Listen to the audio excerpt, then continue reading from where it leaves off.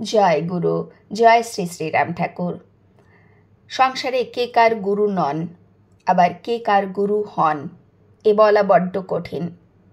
আমরা যেমন শুনেছি 5 বছরের বালকও শ্রী শ্রী মহাপ্রভুকে এক অপূর্ব শিক্ষা দিয়েছিলেন, তাই সেই 5 বছরের বালক শ্রী শ্রী মহাপ্রভুর গুরু ছিলেন। তিনি নিজে বলেছিলেন যে আজ থেকে তুইও আমার গুরু হলি। তেমনি সতীও যে পতির গুরু হতে পারে, সেই ঘটনাও আমরা পাই শ্রী শ্রী তুলসীদাসজির জীবনীতে। আজ আমরা সেই ঘটনাই শুনব। পাঠ করে শোনাচ্ছি শ্রী শ্রী ঠাকুরের নাম প্রসাদ বইটি থেকে। সংকলন করেছেন অধ্যাপক শ্রী সুধাংশু বিমল দাস। মাতা পিতাহীন দরিদ্র বালক তুলসীদাস। সংসারের অভাব অনটনের কারণে বেঁচে থাকাও দায়, তাই শৈশবে চলে এলেন মাতুলালয়ে। সেখানে দাদু ভাইয়ের সাথে যজমান বাড়ি যান, পুজো পালিও শিখেছেন। দাদু অল্প বয়সে আহ্লাদ করেই নাতিকে বিয়ে দিলেন পরমা সুন্দরী রত্নার সাথে।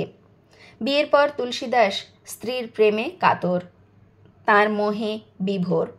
এরই মাঝে একদিন তুলসীদাস চলে গেছেন যজমান বাড়ি।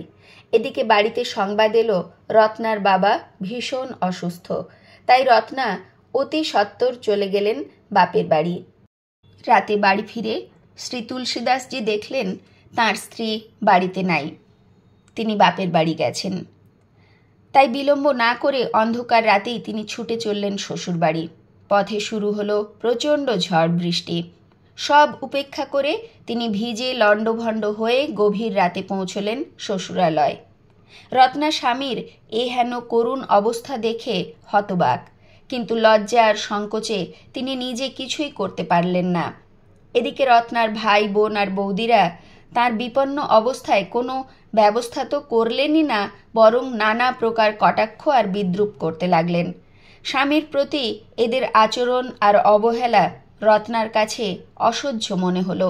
তিনি মনের ক্ষোভে, অভিমানে আর দুঃখে স্বামীকে লক্ষ্য করে বললেন, তুমি কেন লজ্জার মাথা খেয়ে এত রাতে আমার সাথে দেখা করতে এলে? আমার জন্য তোমার সীমাহীন মোহ দেখে ভারী ঘৃণা হয়। যদি এর 1000 ভাগের 1 ভাগ মোহ শ্রীরামচন্দ্রের জন্য থাকতো, তাহলে তুমি অনায়াসে মুক্ত হয়ে উদ্ধার পেয়ে যেতে। দৈহিকভাবে প্রচণ্ড বিপন্ন তুলসীদাস ভাবতেও পারেননি তাঁর স্ত্রীর মুখে এমন সময় এমন কথা শুনবেন। যার মোহে যাকে কাছে পেতে এত দুঃখ বরণ, এ হেন করুণ অবস্থা আমার, সেই এখন আমাকে দূরের পথ দেখায়। তাহলে আমি কার মোহে, কি করছি, কেন করছি? এক তোলপাড় শুরু হলো তার মনের গভীরে। তাহলে এসব মোহের পেছনে ছুটে লাভ কি? স্ত্রীর সস্নেহ ভর্ৎসনায় তুলসীদাসের মোহের আঁধার ধীরে ধীরে কেটে গেল। তিনি সামনে দেখলেন এক আলোর পথ। তাই সে আঁধার রাতেই পরমা সুন্দরী স্ত্রী সাজানো সংসার পেছনে ফেলে ছুটে চললেন সে আলোর পথে। ছেড়ে এলেন মায়া মোহের সংসার, পেয়ে গেলেন শ্রীরামের শ্রীনামের সংসার। হয়ে গেলেন নতুন মানুষ, পেয়ে গেলেন নতুন জীবন। আজ তিনি শ্রীরামচন্দ্রের পরম ভক্ত শ্রী তুলসীদাস বাবাজি মহারাজ। রচনা করলেন তাঁর কালজয়ী শ্রীরামচরিতমানস গ্রন্থ এবং তৎসহ আরও বহু রসের গ্রন্থ। হয়ে রইলেন অমর। ওরে, আজ সতীই খুলে দিলেন পতির ভজন মন্দিরের দুয়ার।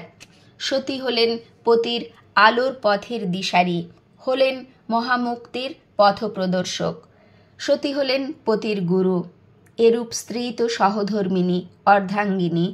স্ত্রী হয়ে স্বামীকে দেখিয়ে দিলেন মোহের অন্ধকার হতে শ্রীরাম নাম রসের পথের সন্ধান। হলেন সতী পতি চিরকালের বান্ধব। তাই বলি, কে কখন কার গুরু হন তা কি বলা যায়?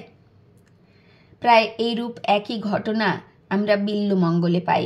সেখানে তার স্ত্রী নয়, তিনি ছিলেন বার বনিতা, যিনি এই প্রায় একই রকমভাবে ভর্ৎসনা করে বিল্লুমঙ্গলকে পৌঁছে দিয়েছিলেন ভগবৎ পথে। আজ এই পর্যন্তই। জয় গুরু, গুরু কৃপা হি কেবলম। জয় শ্রী শ্রী রামচন্দ্রের জয়, জয় শ্রী শ্রী তুলসীদাস জি মহারাজের জয়।